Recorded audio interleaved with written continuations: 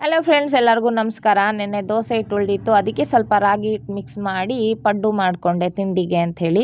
ಮತ್ತು ಮನೆಯವರು ಮಕ್ಕಳು ಎಲ್ಲ ಸೇರಿ ಬೆಳ್ಳುಳ್ಳಿನೆಲ್ಲ ಕಿತ್ತಿಟ್ಟು, ಮತ್ತು ಮಕ್ಕಳು ಅಷ್ಟೊತ್ತಿಗೆ ಸ್ಕೂಲಿಗೆ ಟೈಮ್ ಆಯಿತು ಅಂಥೇಳಿ ರೆಡಿಯಾಗಿ ಹೋದರು. ಇವತ್ತು ಎಕ್ಸಾಮ್ ಬೇರೆ ಇತ್ತಲ್ವ, ಹಾಗಾಗಿ ಅವರೆಲ್ಲ ಹೋದ್ಮೇಲೆ ನಾನು ನನ್ನ ಮಗ ತಿಂಡಿ ಎಲ್ಲ ಮುಗಿಸ್ಕೊಂಡ್ವಿ. ಅಮ್ಮ ಬಟ್ಟೆ ಎಲ್ಲ ಒಗೆದು ಕೊಟ್ಟರು.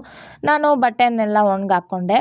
ಮತ್ತು ಕುಯ್ದಿಟ್ಟಿದ್ದು ಬೆಳ್ಳುಳ್ಳಿನ ಹಾಗೆ ಒಣಗಾಕಿ ಬಿಟ್ಬಿಟ್ಟು ಹೋಗ್ಬಿಟ್ಟಿದ್ರು ನಮ್ಮ ಮನೆಯವರು. ಹಾಗಾಗಿ ಬೆಳ್ಳುಳ್ಳಿನೆಲ್ಲ ಎಲೆ ಸಪ್ರೇಟಾಗಿ ಕುಯ್ದು ಒಣಗಕ್ಕೆ ಹಾಕ್ತಾ ಇದ್ದೆ.